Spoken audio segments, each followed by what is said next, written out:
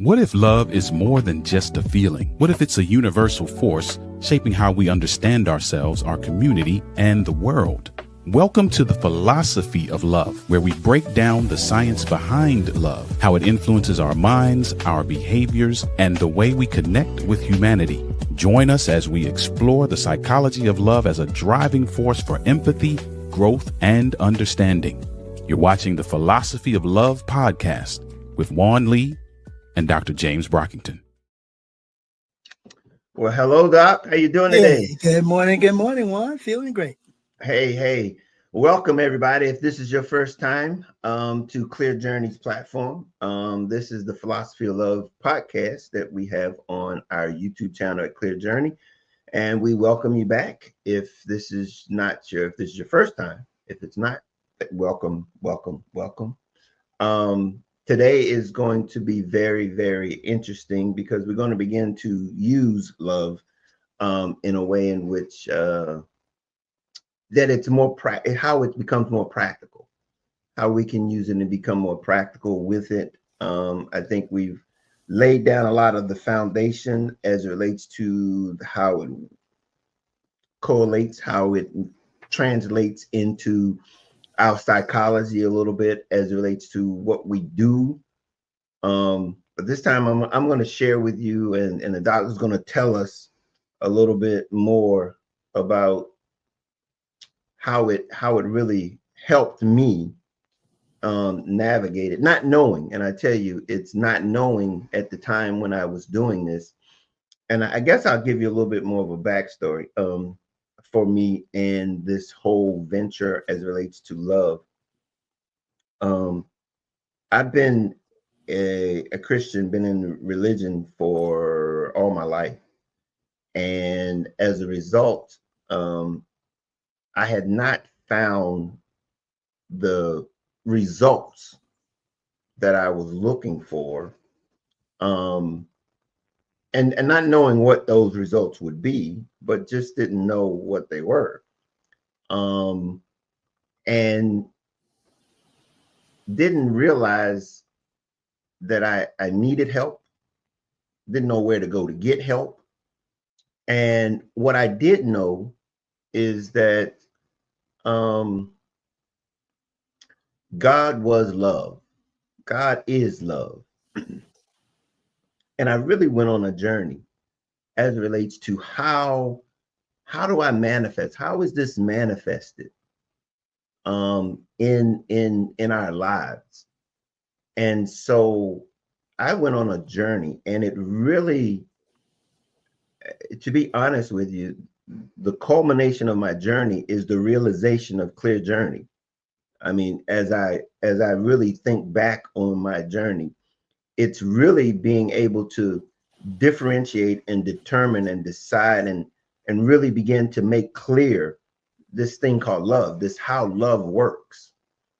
And so what we're going to be talking about today is the power of love as a guiding principle. Something that I really hold extremely dear to me being able to navigate life successfully. And so we're going to get into it a little bit, just to really put some meat on the bone, so to speak, as it relates to how does this work? How does this really work? I mean, in every, and to be honest with you, in every area of my life. And I'm no different. I mean, I'm no, if I can do it, in other words, so can you. Anybody can do it. But it really takes a mindset. It takes a mindset. And that's what the principle of the love philosophy is all about. So you want to touch on that a little bit then, Doc? Yeah, sure, Juan. When you're talking about a mindset, what you're talking about is an accepted and acknowledged. And accepted and acknowledged. Listen to those two words. Accepted. I have chosen, I have evaluated, I have internalized the meaning and purpose of this choice, acceptance. Having accepted it, I am now applying it. Application. I'm taking the active steps necessary to reinforce not only the trust and confidence I have in the choice that I have made, but the faith now that I have in the decision that's evolving from it. So the application and the acceptance and the application, they both play off of one another in a symbiotic relationship that underscores the significance of the commitment and the devotion you bring to what you've accepted as a mindset. That's the guiding point. That's Yeah. the principle. Yeah. And the thing about it is to understand, and at a young age, not understanding that, but the motivation to be able to navigate life was the motivator, for me to accept that, to accept some things, in other words, unless typically we need something to motivate us to be able to do it. And what my motivation was that I was lost. Didn't have any hope. I felt hopeless. Ill prepared is a good way of saying it. Ill prepared. And as a result, those things that you just said was my motivation. I needed a motivation to do those things that you talked about, to make that choice. And so when it came to the choice of being able to put love into action, that was what I was choosing to do by accepting love to guide me as that principle. I was saying now, whatever love stands for, whatever it represents, however its usefulness I'm going to use it on my behalf. I'm going to implement it and demonstrate it in everything that I do. I mean, in everything I do. So, I guess you would say then, what does it mean to have a love mind, a love as a guidance, as something as a guide? Is in that sense, what does it mean to have it as a guide?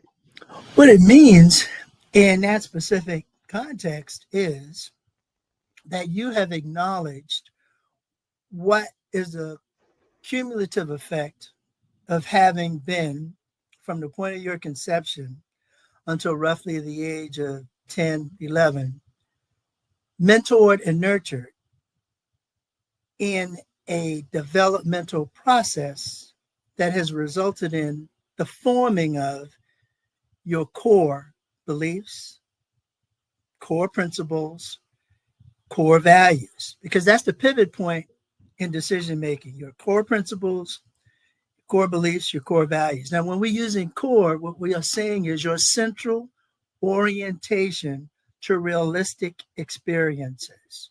This is how you center yourself to orient yourself to meaning and purpose of the realistic event that is occurring in your life. The realistic event that's occurring in your life at any point in time is your decision-making process. How do I make decisions by effectively assessing and evaluating my choices is how we become woven into what love and life as a composite represent. Now, as a composite, life is a logical, integrated, fluidic environment. It's logical. You can understand and accept, acknowledge how to adapt, adjust, and achieve fluidity within that structure that we call life, regardless of what your circumstances are. You can accept, I'm not where I want to be. I'm not where I feel I should be. Reverse, I'm exactly where I'm supposed to be, and I'm doing the things that are going to internally reinforce that external acknowledgement of me being exactly where I want to be. So you tell yourself, in effect, to be yourself. how do you know whether or not it's a place where you want to be or not? And hence your core principles and values, because those are the catalysts for your belief system. This is again what's taking place theoretically, what's taking place between 0 point of origin to roughly 10 years of age.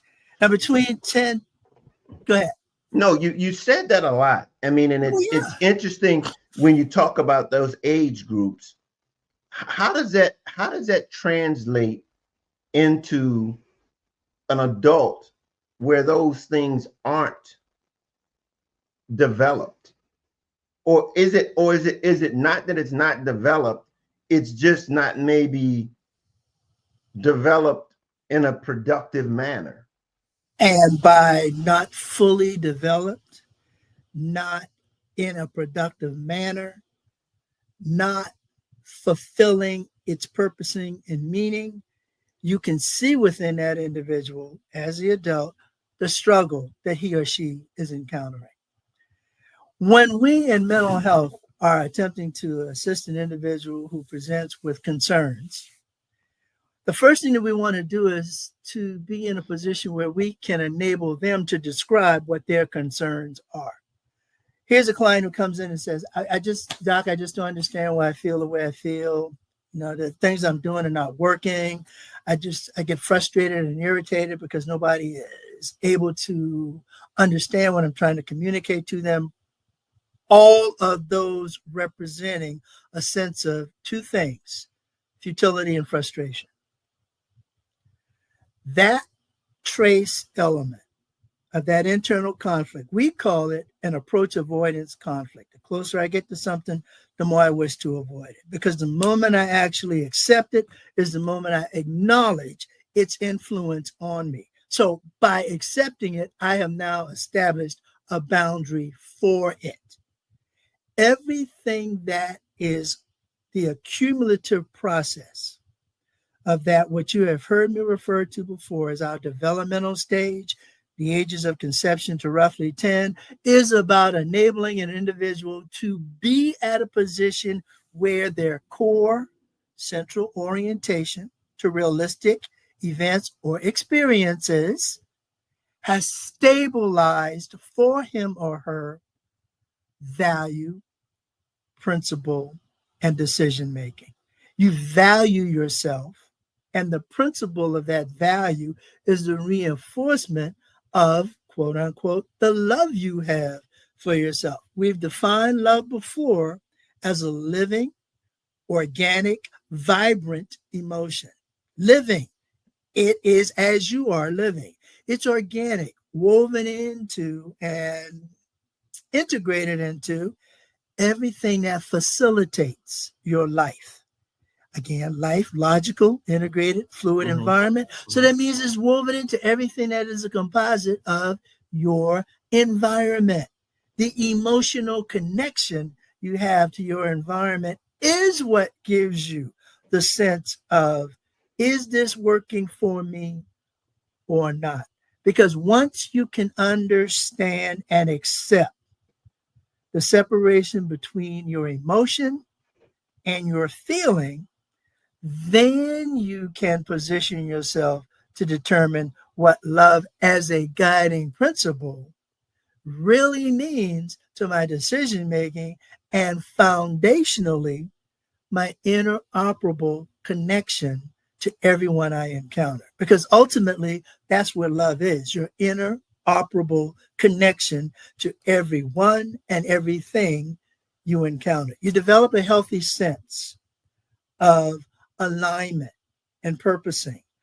That healthy sense of alignment and purposing is what's taking place in your transformative stages, which are the ages between 10 to roughly 17, when you're starting to develop two very important components that will underscore why it's difficult for an individual sometimes to come to terms with difficulty: self-awareness, self-respect.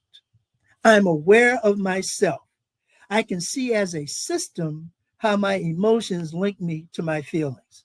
I can see as an ABC, an attitude, a belief, and a choice. an activating event, a behavior, and a consequence. I can see how these composites are forming not only what I'm aware of in my existence, but respect how it influences my sense of whom I'm becoming.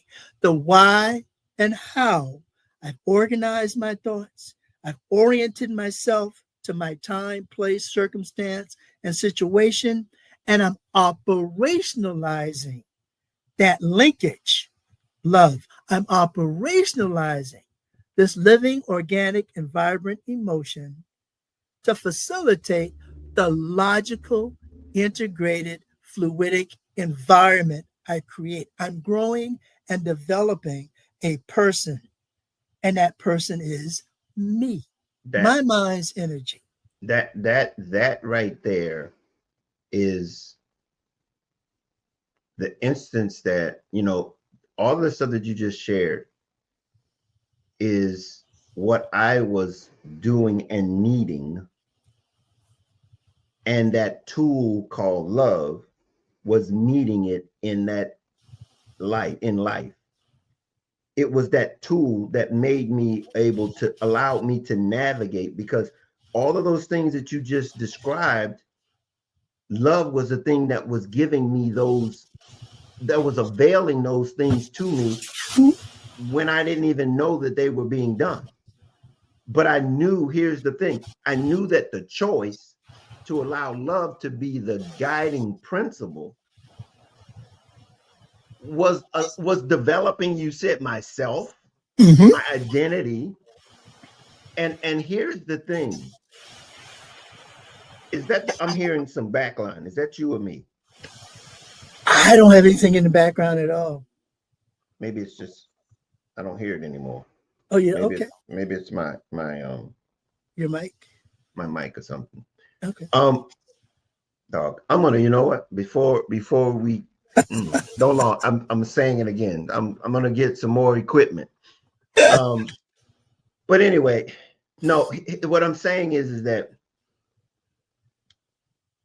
those things, not knowing that I needed those things to establish. Because see, here's what you're saying is that these things are happening whether or not they are to your benefit or not.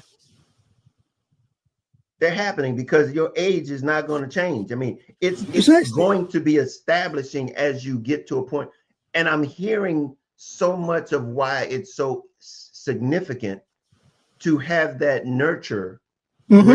that nurturing in that fundamental and impressionable time in your life, because it's going to establish a, a lot of who you are and who you become. Absolutely. And Absolutely. so the question is now, how then, because I was, so to speak, 18, Hmm. 17 or 18. How does a person that's 30, 35 years old recognize, 40 years old recognize that the decisions and the choices that they're making are not in their own best interest, and go back and begin to uh, allow them to see that same thing that's not in that formula or in that time span in their life, that Hmm. influential or informative time Informative. Right. of your life. How do you establish that again? Well, this is the point where, and now I'm going to get you into the therapeutic process. Initially, I said, a client comes in and is describing to us qualified mental health professionals. Let me keep underlining that statement. Qualified mental Mm-hmm. health professionals. Not everybody is there. Qualified mental health professionals. They're coming in, they're explaining, they're describing through the explanation of what their life is, what has brought them here. Now, here's the buy-in. The second process that is in our steps of therapy is for that qualified QMHP to explain what you have just described as your assessment of the quality, quantity, and viability of your existence. Because those are the three things that people are interested in: the quality, the quantity, and the viability of my existence. Am I doing something that's productive, beneficial? Is it getting me where I want to be? Is it going to sustain me? Does it have life or not? That is your orientation to the person, place, time, and circumstance you capture yourself. Let me ask you a question. You Mhm. just made three statements as it relates to the things that we're looking for. Is that understood? Through the accumulative growth of your interaction with your specific circumstances and situations, it forms your opinion of that very question. Is this working for me or not? Well, the reason I'm saying is because we make the statement a lot of times, and we say there's a lot of people that just don't value life.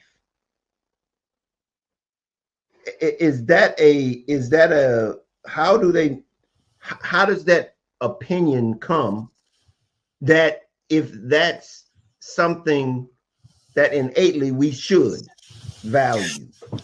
That opinion comes, unfortunately, from the kinds of exposure and experiences they have had in their interaction with their environmental circumstances. There's an ecological model, the social system, in person and environmental psychology, that says we are a composite of our experiences and our interactions with our circumstances and our situations. Now, that environment is both an internal one, your thinking, critical thinking, and reasoning, and an external one, your beliefs, your behaviors, and your interactions. Mm-hmm. So how you perceive yourself in contrast and in consistency with your circumstances influences your belief system. That's why it, again, so significant. 5 to 10 core central orientation to realistic experiences. I'm with you, but I mean, at the point of 35, you come in, a client comes to you and they say, they can't even say I'm broke, because they don't even know what not being broke look like. They just know that things ain't working right. Instinctively, they know Instinctively. things ain't working So when I right. ask you those three things, that question of is that their actions and their instincts are inconsistent with one another. But they really are not, when you realize that instinctively we have 5 functional instincts that drive us as human organisms. 5. There's the sense of survival, there is the sense of reproduction, there is the instinct and sense of emotional gratification. The one you're talking about specifically right now is emotional gratification. Am I feeling consistent with how I believe I should feel and why I should feel that way? Which leads to the most significant of those instincts, your 4th instinct, which is the growth and the development capacity we have to intellectually, emotionally, and socially align ourselves. It's your cognitive personality developmental instinct. This is where you see yourself being yourself in interactive mindfulness. Interactively, I'm mindful of whether or not this is the person I saw myself being, this is the person that I am being, and this is the person that I will consistently continue to be in those questions resolved. Because our 5th instinct is what transforms us and transitions us. We grow and move past. We grow and we have the continuity to have trust and confidence in our ability to move past, because we have implemented a belief system that you have defined as mindset. Belief system is the mindset. Yeah, and to just add, here's the thing: in this process, there's this mindset that negates growth. there are those mindsets out there that negates growth. And so in that regard, how do you get that as an instinct to grow when you Because are? you're now introducing the third component in this treatment process, which is predictability. You've described to me what's going on. Secondly, I've explained to you how this process, what is happening to you aligns itself to what you see. The third, predictability. I get to ask you, what happens if you continue to do the same thing you've been doing all along? You're going to get the same result. The harder you work to do the same thing you have been doing, the more you reinforce the likelihood you will get exactly what you have gotten to this point in time. And this is where I get to ask you the bonus question: is that really working for you? Why are you sitting in my office this morning? Why are you in that chair right now telling me that I've reached a point where I functionally see that my life ain't mathing up? It's not being what it should be. Well, you explain to me what you think your life should be. That's what you were doing when you were describing what's going on. You think your life should be this. I listened to you and I explained to you how, with your beliefs, your principles, and your values, you make decisions. Now, if your principle and your value is I should have a certain quality of life, then you should have trust and confidence in the decision that's going to be the pathway to that quality of life you seek. Now, do you not have trust and confidence in your decision making? Takes us directly into that 10 to 17 year frame of life, transformative stage, where self-awareness and self-respect now leads to purpose and meaning, and purpose and meaning become directivity. You respect yourself. You have a purpose. It defines for you your meaning. This is why I am here. And the moment you have trust and confidence in that composite, then you do the things to be the thing. That's the predictability of it. I hear you. I get you. Just in this scenario, I'm saying to you, my instinct meter is broken. My instincts meter is broken. And even when I think what I'm doing is right, is wrong. Now, even in the process of doing that, I hear that you say, then can you associate the results? When reality is, I gotta eat. Right. But the means in which you go about to eat is not consistent with, it's inconsistent. Let's not say that it's consistent. It's inconsistent. I don't even know how to say this. Oh no, you're describing the conflict. Right. The approach to this and the avoidance of that. That's what you're describing. Okay. I have to eat. Yes, you have to survive. Your primary instinct is survival. We'll do anything to survive, period. Period. Our thought process, second instinct, the way we think, critically think, and reason, is the behavioral alignment of adaptability, adjustment, and achievement. We think, critically think, and reason so we can adapt, adjust, and achieve. The value, go ahead. No, that's the reasoning part is in there, right? That's the reasoning. That's the reasoning. So what I'm saying, here's the thing. If that's the reasoning, what if that reasoning doesn't happen? And here's where the fourth aspect of this therapeutic process kicks in. It's the separation between attempting to control something and learning how to manage it. The separation between controlling the anxiety that what I am doing is not giving me the result I need, by learning how to manage that anxiety for its true purposing, which is to tell you what you precisely have the ability to overcome. You've just interjected anxiety. Is that the normal process of that?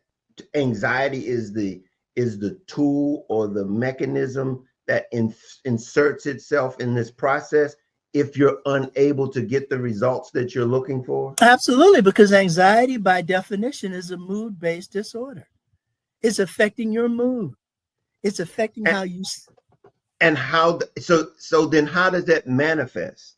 It manifests itself in this conflict that you're presenting. You are approaching something that you've been trying to avoid, because nobody, 85, 90% of the time, nobody's going to walk in and say, I'm broke, you need to fix me. Nobody wants to admit that. Why does the difficulty to admit that exist? Because you don't want to see yourself in a circumstance where you are lesser than. And here's I guess here's where the challenge comes in, because with love you've got to be able to accept that. With love, you have to be able to accept where you are to see where you can go.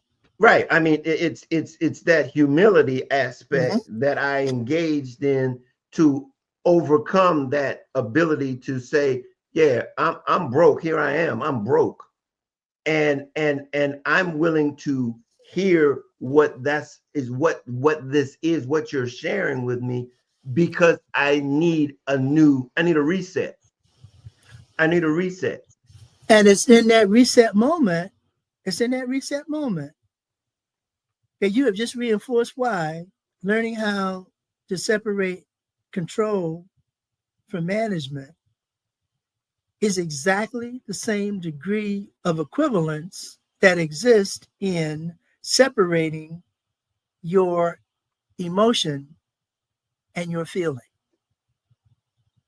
And that's essential element to being able to make decisions and problem solve. And that's the healing process in a nutshell. The moment you can accept, and understand what it is you are pursuing, you can adapt to what you have to do. You can adjust your strategies to accomplishing that. And you can acknowledge when you have achieved that. You can tell yourself, you see, I just did that. I just made a choice that was diametrically opposed to what I was doing a moment ago. I have now become mindful of why and how I've organized my thoughts. I've reoriented myself to my specificity of situation. Here's where I am today. Doc, I'm in your office today because I, on my own, realize I can't get from here to there. I'm coming in here, so maybe in the process of what it is we do, I will see a way forward from here to there. That's where mentorship becomes so significant. You can have a circumstance where a child is born into situations where their biometric parents are not in the equation for whatever reason. As a composite unit, mom and dad, not in the equation. Maybe mom's there, maybe dad's there, whatever the circumstance, whatever the situation. External elements in this social organization that we call society, and the ecological model of society, this social event, will always present itself with alternative sources of education and facilitation to a child. Here's the child who now, because I don't have it at home, I find it in school. Because I don't have it in school, I find it in the neighborhood. There's Big Mama who on Sunday always bakes cakes for the kids in the neighborhood. There's Uncle Joe who will take me fishing. When my dad is working his 3 jobs to try to make ends meet, there's Uncle Joe who will come in and just talk to me about what life really is like and show me how to tie my shoes. There's always been, in every aspect of our integrated organizational structure that we call neighborhood and life, that capacity for that awareness. This is why the African proverb, it takes a village to raise a child, is counterbalanced by it takes a child to raise the village. When you become more concerned about what's in the best interest of every basic component in your neighborhood, you take on a sense of meaning and purpose about what your neighborhood represents. We can't overlook that last 2 words you said, meaning and purpose. Meaning and purpose. Meaning and purpose, because this process requires those things. This process, apart from that, and I think if I look back in my life, it was where purpose came, also came this process. When a purpose came, this process came. Apart from that purpose, this process, there's no motivation. There's this lacking of it's like whatever, it's just whatever. And so how significant is purpose in this process? Purpose is essential because purpose is what defines its meaning. Remember, in that transformative stage, 10 to 17, self-esteem, self-respect, self-esteem and self-respect. I care about who I am. It's important for me to be, in the context of my life, who I am. I've earned this right to be me, gives you the meaning and purpose. You love yourself because of that meaning and purpose that loving yourself provides. Again, let's just take it in the context of what's happening. There's a lot in this day and time where there's, the emphasis is about loving yourself. And that is to imply then that people have grown up through these 8 stages of life without this knowledge of being able to have that self-assurance about oneself at the expense of themselves, expressing this need for what we have been taught as love. I'm looking for love. Whereas is that it starts internally and then is demonstrated externally. So when we talk about, because it never became for me finding out who I was apart from an external purpose. So when I say a purpose, is there an external purpose, something greater than oneself that causes you to be able to engage on this journey? Because for me, it's that word that we sit in front of, and that is humanity. And you just clarified for you what that purpose was. Now, in the context of treatment,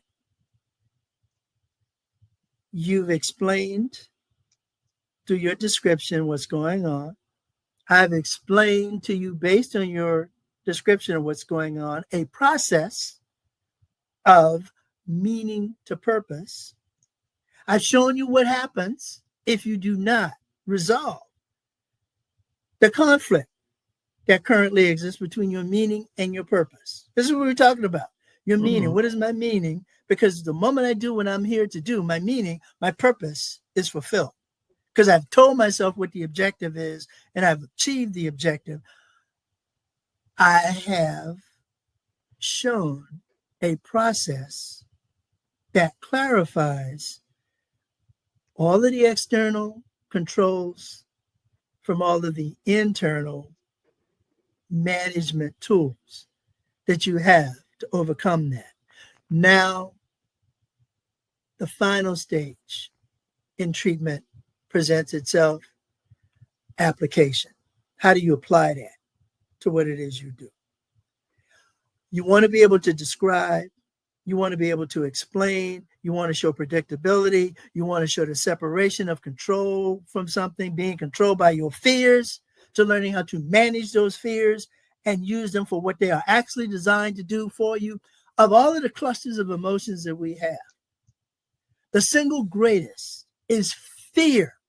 Why? Because fear defines for you precisely what it is about your circumstance and situation you need to overcome. You are not confused when you say you are afraid of fire. So when you walk in my office and tell me that you are afraid of fire, why would I be talking to you about being afraid of water? What did you say you were afraid of? Fire. You already know. We already know instinctively, because that's how in tune with this logical, integrated, fluidic environment, this life we have, we're in tune instinctively to our lives. We know when something on a gut level is not working. I'm sitting in the classroom and I'm not getting personal when I say it, I'm sitting in the classroom with a learning disability, and I see what's going on around me, but I don't feel a part of what's going on around me. And I'm sitting there knowing that the futility and the frustration of that is starting to melt inside me. So, I'm sitting there when the teacher calls on me. I don't know the answer. So what am I going to do? Yell and scream because I don't know the answer. Immediately, that teacher is going to say, oh, that's a behavioral issue. You need to medicate this kid because they got attention deficit or hyperactivity. One of the most misdiagnosed childhood disorders that we encounter in the field of mental health resources. Oh, yeah, you got to medicate them. They can't come in this classroom unless they're on Concerta, Adderall, Ritalin, or some other behavioral managing chemical to physiologically structure their behavior, as opposed to intellectually, assertively assessing what is truly going on here. Let me give you a cheap example of what I'm talking about. I once had a client several years ago who was telling me that, my 6-year-old is in the class and they're telling me I can't bring him back to the classroom because he's rambunctious. He's always tearing up. He's, quote unquote, the class clown. Every time teacher calls on him, he's doing things to avoid having to respond to her. And they told me that I can't bring him back unless I put him on some kind of behavioral management medication. What do you think, Doc? I said, okay, first, let's check his medical records. We checked his medical records, and the last time he had his eyes examined was when he was 4 years old. Okay, he's 8 years old at the time. Sitting in the back of the class. We get his eyes examined, and the doctor says, your kid has 2200 vision. He can't see the blackboard from where he's sitting in the class. So if he can't see the blackboard and somebody calls him, what is he going to do? Crack bad. Yell and scream to avoid the embarrassment of not being able to answer the question. We get the kid fitted with eyeglasses, and in 6 months, he's now on the honor roll in the school. They were getting ready to nuke this kid with behavioral management medications, with a false diagnosis of attention deficit and hyperactivity, attention deficit disorder, hyperactivity. They were going to structurally alter the next chemical process of his life for about 5 to 6 years.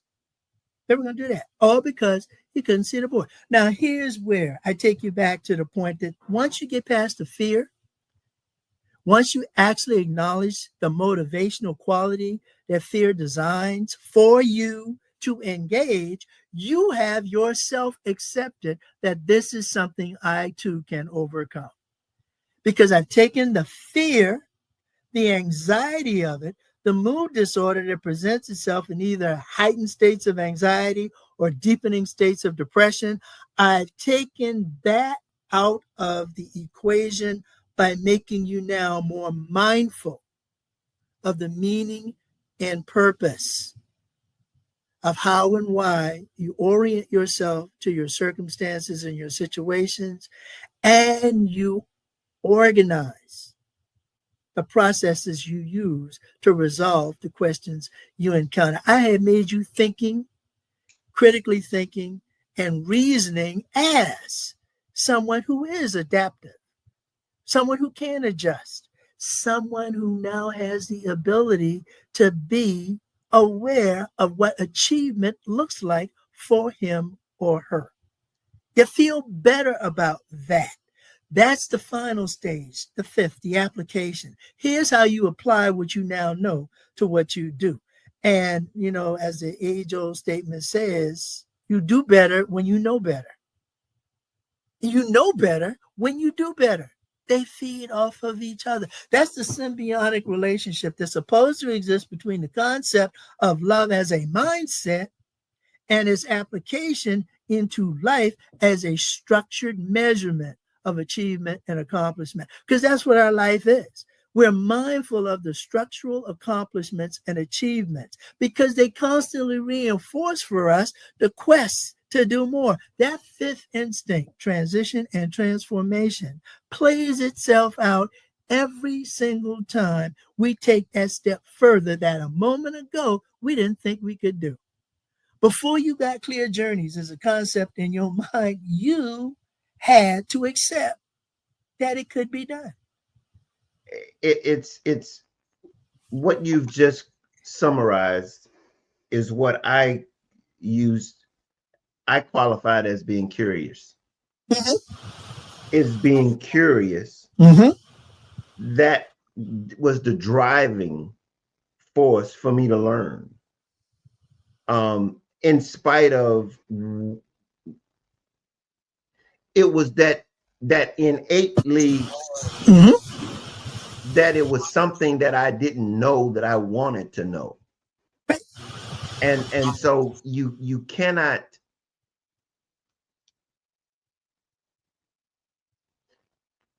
I don't know, how do you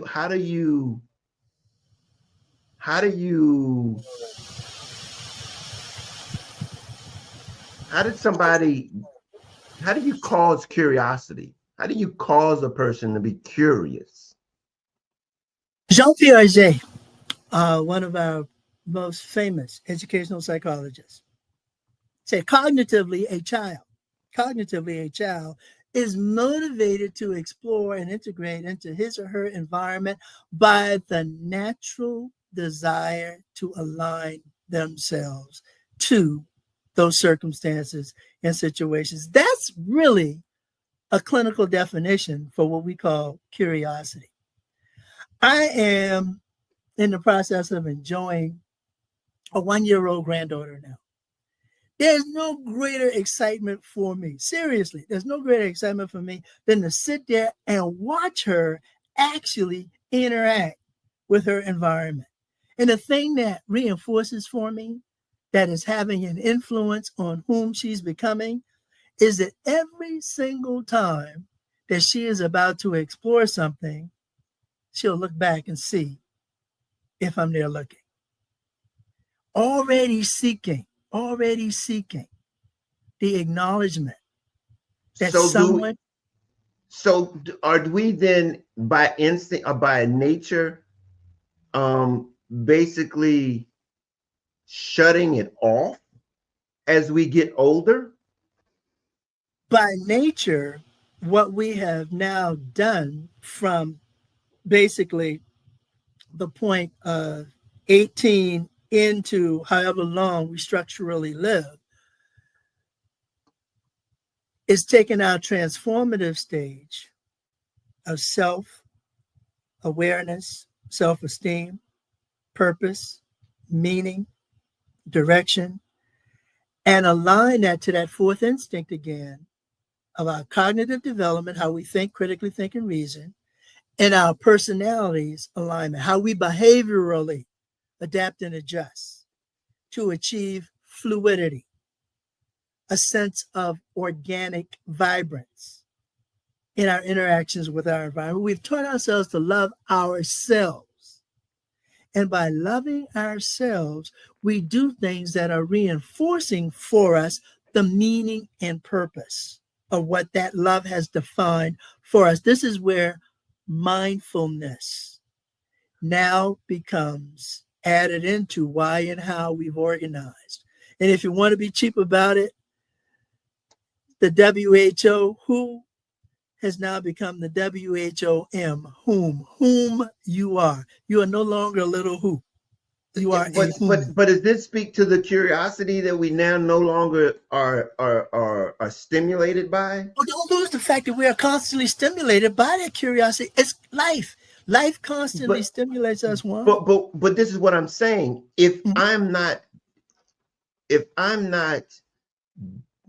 engaging it, because if our environment is there and we're unwilling, is it a willingness to not engage it?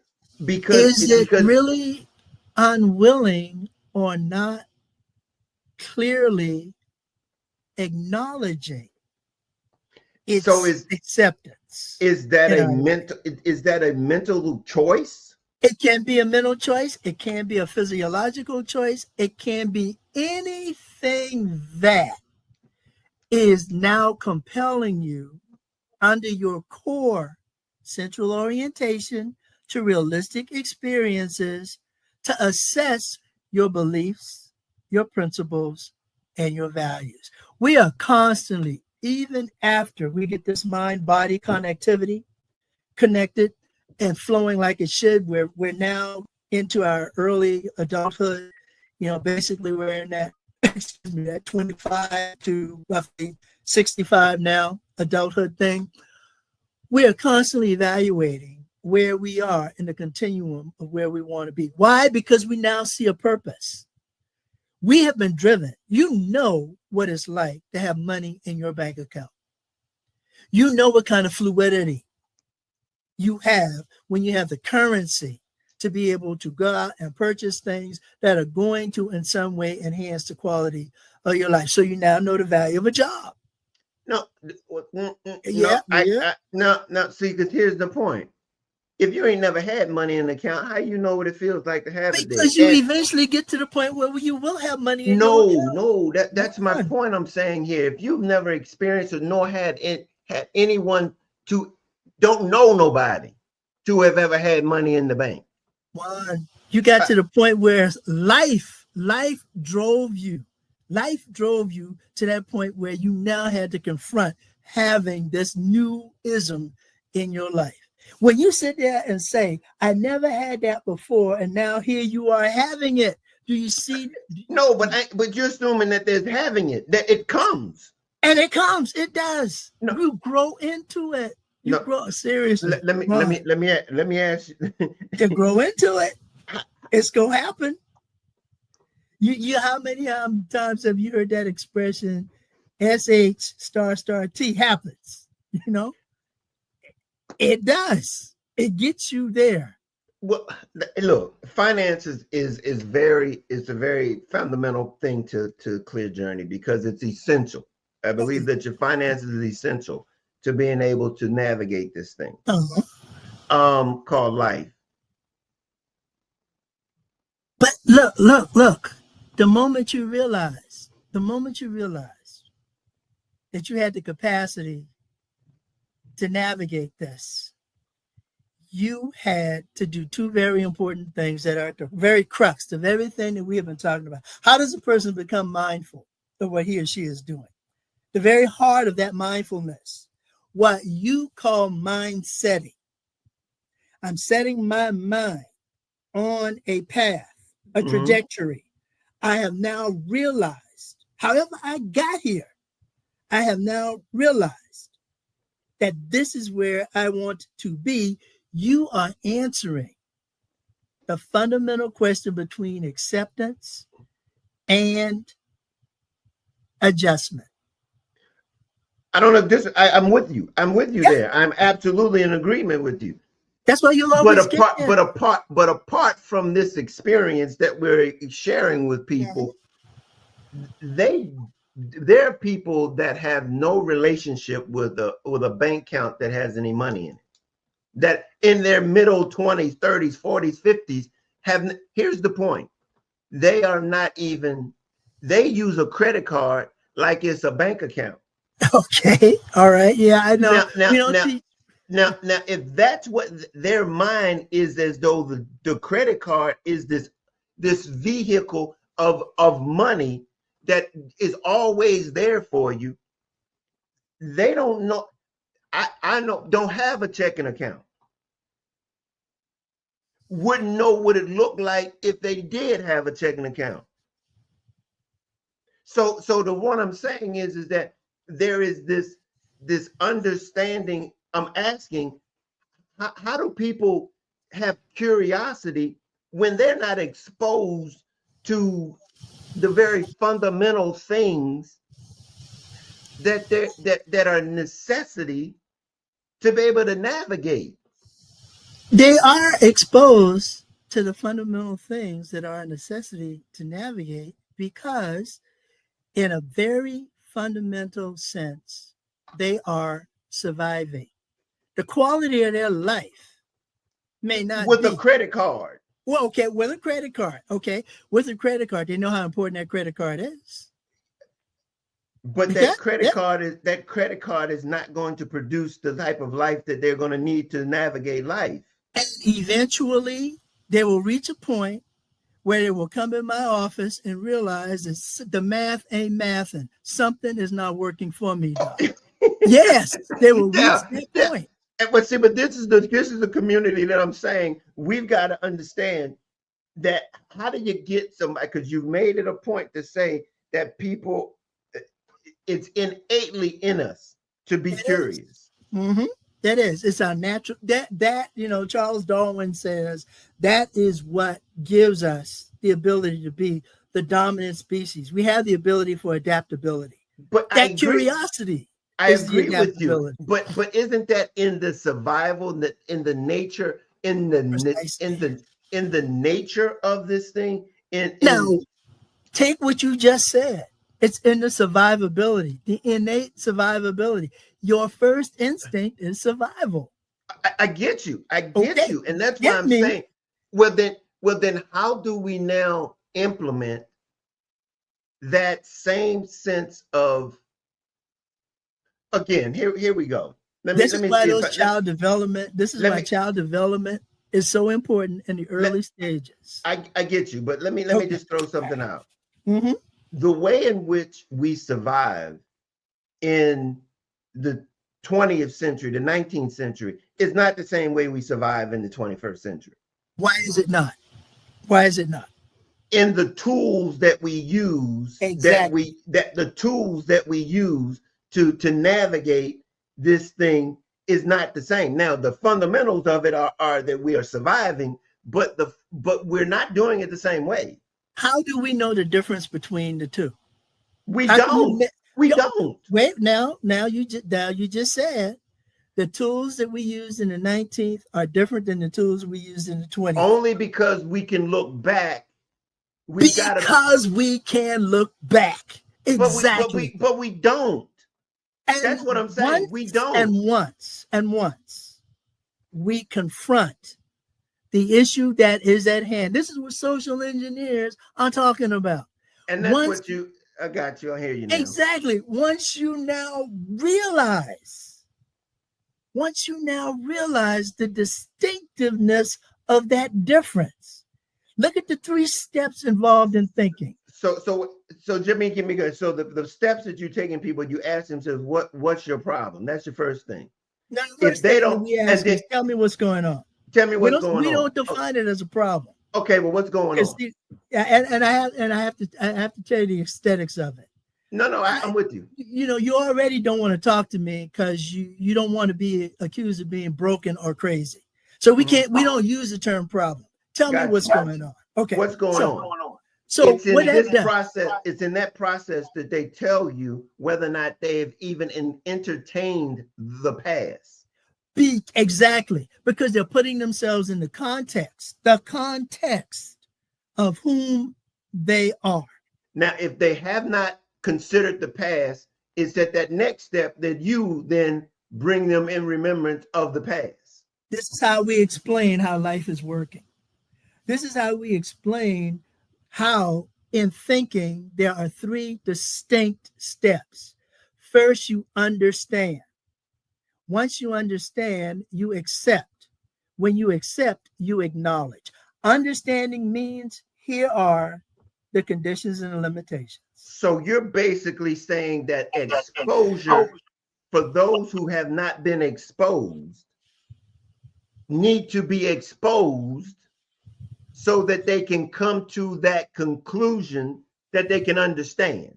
So they can accept. They can accept and then understand and then begin to, okay, I get And you. now, I get now you. you see the acknowledgement aspect of it. I So, get you. so here's how. By doing that, understand, accept, acknowledge. Here's by doing that. What I have just done is giving that individual the ability to go back, to go back to that mentoring and developmental stage when this kind of stuff should have been a part of the parenting equation, should have been a part of the communal integration equation, should have been the value and the structure of what the community really represents. This is how you really, as a village, raise the child. But until the village can understand whom the child is, they don't know how best to approach him or her.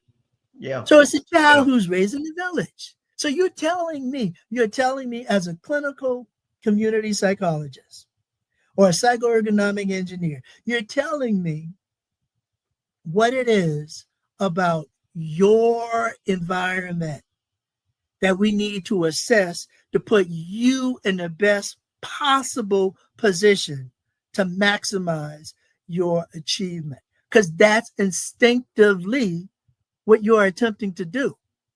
I'm growing. I'm becoming more curious. I'm asking myself that fundamental question that people have been asking since time immemorial. Is there nothing more? Is this all that there is? Philosophers have been beating that equation into the ground for centuries. And Is that's there something more? yeah, and that's basically the process that I went through using love to find out that not only is there that there is more, and is that I need help to accomplish that, and I cannot do it alone. And so that philosophy there is that now I need to go seek wherever I can find those that can support what I see now that I'm lacking, so that I might be able to progress in this thing called life. That's And the look, process in which I went through. and look at how that became your guiding principle. Yeah, yeah. I mean, and Exactly. I see now exactly what it is. I mean, as you talk about it, the first thing that I asked me was, "What about me?" I mean, show me me. Mhm. Show me me. For me to understand who I am, I needed to me to seek a guidance and direction. I needed to know who I was to know what to seek in connection with who I am. And And so that was that process that you help people through, or this psychology helps people through in understanding this, is just to understand that these tools, and I use love as the Mhm. tool to be able to navigate these things and to guide me, because they're principles, and I use attitudes to be able to that they're the things that I hold here to keep me in guidance, Mhm. in the right perspective, keep me focused into being able to do that. But that's what you're basically expressing and explaining, though, is the fundamental need for us to have this. We need this if we're going to navigate this thing, and we all have the capacity inside of us to be able to navigate it. And here's the key again: we can't beat this up with a horse. I mean, we can't beat it to death enough. Is No. that ultimately this is a choice? It's that choice to accept this process so that we might be able to navigate this thing called life. This thing called life, this capacity to navigate this choice, this in its simplicity, what reality therapy is based on, ME equals BE. Mind's energy equals belief system expectation, is very easily and thoroughly woven into the axiom that facilitates every therapist worth his or her salt who does this in the face of the sometimes frustration and futility of it. Best expressed in the statement, you can lead the horse to water, you can't make him drink, but you can make him thirsty. And the moment you make somebody thirsty is the moment you open to them a pathway of belief expectation that now becomes the mind's expectation. Mm-hmm. Mind energy, mind expectation, belief system expectation equaling mind expectation. They feed off of each other. And that is exactly what love is supposed to be doing in your life, feeding off of love in your life. I have a purpose, and my meaning is this feeding off of the organic and the vibrance of the life I encounter. You know, this is like walking down Harlem in the 40s and 50s when you got jazz popping. You got those smells coming from those kitchens. You got people, you know, oh my gosh. Mm-hmm. This is life in its essence. No different than going to any concert nowadays and getting the same vibe going. You know, when I know where I'm going to date this presentation when I say it, but you know, when Bourbon Street thaws out from the ice rink that it is, you know it's going to be hopping down there in New Orleans again. People will find that sense of congruity and harmony that life and love provide, and they will use that desire to have that kind of feeling emanating in the quality and quantity of their life as a motivator to do what I got to do to understand whom I'm going to be in this process. That's what we're talking about as a clear path journey. Mm-hmm. Understand what each mile marker along the way means to you because it has a purpose and a value. Articulate that purpose and value in everything you do and set the example, i.e. the role model for the realistic orientation to this learning experience that we call life. I know I warned you, psychologists, we talk in acronyms. I told you, I warned you. Hey, but you know what? We're going to dissect them all the way. We got a long ways to go. So we're going to dissect every one of them that you come up with. We're going to dissect them. But I tell you, this is a very good understanding so that, you know, anybody who hears this and be able to look at themselves, to be able to do a self-inspection, because it's exactly what we've talked about. What each one of us have to acknowledge is that to be able to navigate is to be able to know that we're not in this thing alone. Okay? Exactly.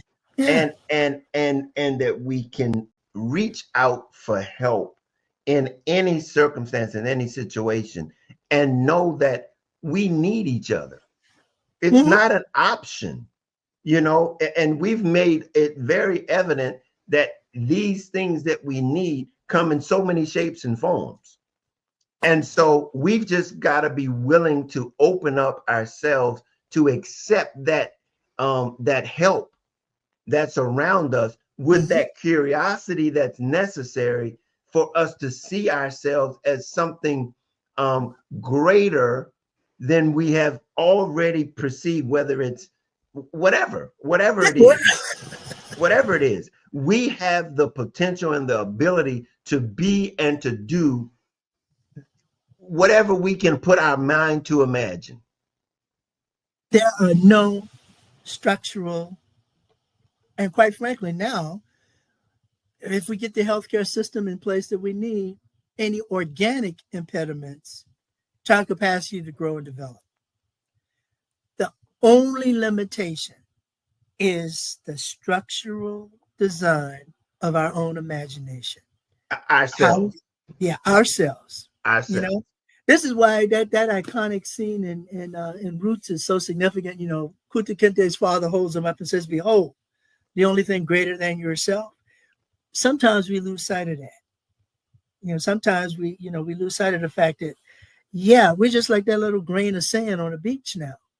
You know, there are so many possibilities, so many probabilities that spring from those possibilities, that how can you not be enthused about this thing called life? And I tell you, we're going to get into that even more on the grander scale to understand the value of that grain is significant to the bigger picture. And that gives us the motivation to continue in this journey, Hey, this has been marvelous. Hey, this is what we do. Hey, if you want to know more about Clear Journey, here's the Clear Journey email. Our website. You can go there, and we have other resources over there that you will learn more about who we are and what we do. And if you want to contact us, you can either Doctor or myself go to just send the info@clearjourney.org and put in the subject matter, Dr. Brockington or myself, and we'll get back to you. Get back to you and let you know what it is that we can do to assist and help you navigating life more successfully. And if you want to learn more about where we are on our YouTube channel, go to clearjourney.inc. Clear Journey Inc. is our YouTube channel. And we have a plethora of videos up there as it relates to various areas of life and how you can have the right mindset to navigate various areas of your life. So that's what we do here at Clear Journey. And as usual, and in conclusion of all our stuff, look, we can't change life, but we want to help you navigate it more successfully. Yep. And so until next time, we're going to see you then right back here on the Philosophy of Love. And we look forward to seeing you then. Absolutely. Thank you for watching this episode. Take a moment to head over to our social media platforms, connect with us, and leave a comment. We'd also love it if you would subscribe to our YouTube channel. Also, head over to clearjourney.org for more great resources. We'll see you next time on the Philosophy of Love podcast.